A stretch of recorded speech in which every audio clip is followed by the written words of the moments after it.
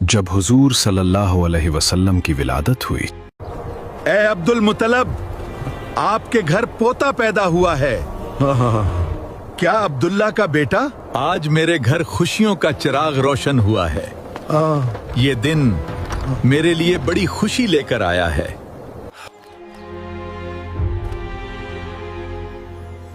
ऐ मेरे बेटे, तू मेरे अब्दुल्लाह की जिंदा निशानी है।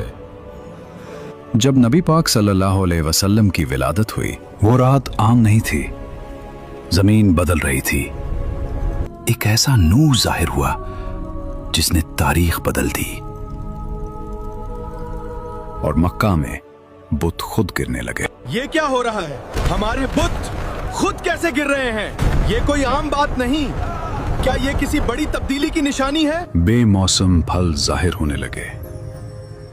दरख्तों ने ऐसे फल दिए जो पहले कभी ना देखे गए। ये कैसे मुमकिन है?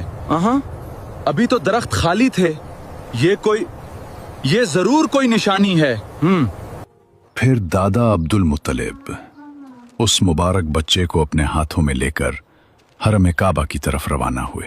हर कदम के साथ दिल में अजीब सी खुशी और अजमत का एहसास था। लोगों, मैं इस बच्चे का नाम मोहम्मद रखता हूँ।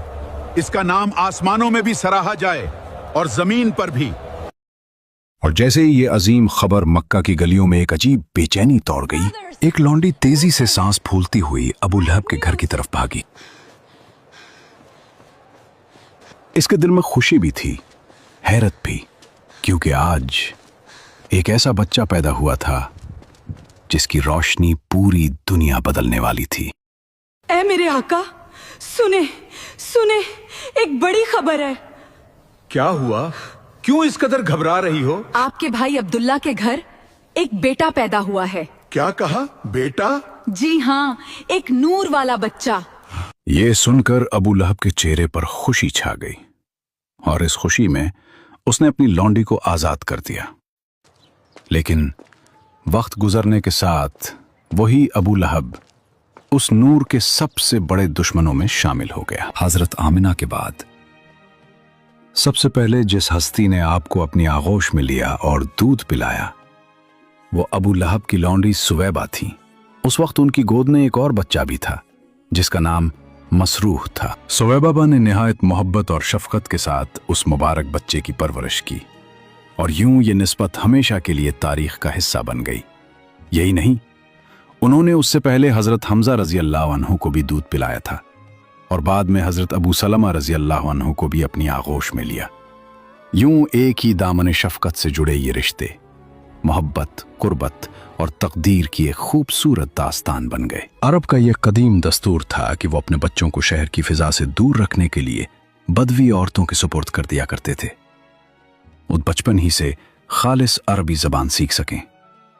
इसी रिवायत के मुताबिक अब्दुल मुत्तलिब ने भी अपने इस मुबारक पोते के लिए एक दूध पिलाने वाली दाया तलाश की, और फिर ये सादत हजरत हलीमा सादिया रजी अल्लाह अन्हा को नसीब हुई, जो कबीला बनी साद बिन बकर की एक नेक और सादा खातून थी। इनके शौहर हारिस बिन अब्दुल उज़ा थे, और वो भी उसी कबीले से ताल्लुक़ रखते थे। यूं इस मुबारक बच्चे का सफ़र शहर से निकलकर बनी साद के साफ, सादा और बाबरकत माहौल की तरफ शुरू हुआ, जहां उसकी परवरिश कुदरत के खास इंतजाम के तहत होने वाली थी। हजरत हलीमा सादिया रजी अल्लाह अन्हा बयान करती हैं कि वो अपने शौहर के साथ और एक छोटे से दूध पीते बच्चे को लेकर बनी साद की औरतों के एक काफले में शामिल हुई, और शहर से बाहर दूध पीने वाले बच्चों की तलाश में निकली।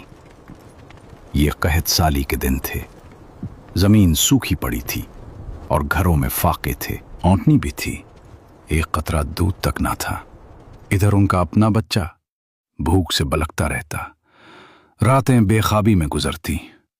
न मां के सीने में कुछ था और ना ही ऊंटनी से कोई आस। हर तरफ महरूमी थी, मगर दिल में एक उम्मीद थी कि शायद कहीं से रहमत बरस जाए। जब वो अपनी गधी पर सवार होकर चलें तो उसकी कमजोरी और दबलेपन की वजह से उसकी रफ्तार इतनी सुस्त थी कि पूरा काफिला परेशान हो गया, मगर वो हिम्मत न हारे और इसी हालत में आखिरकार मक्का पहुंच गई, जहां उनकी जिंदगी का रुख हमेशा के लिए बदलने वाला था।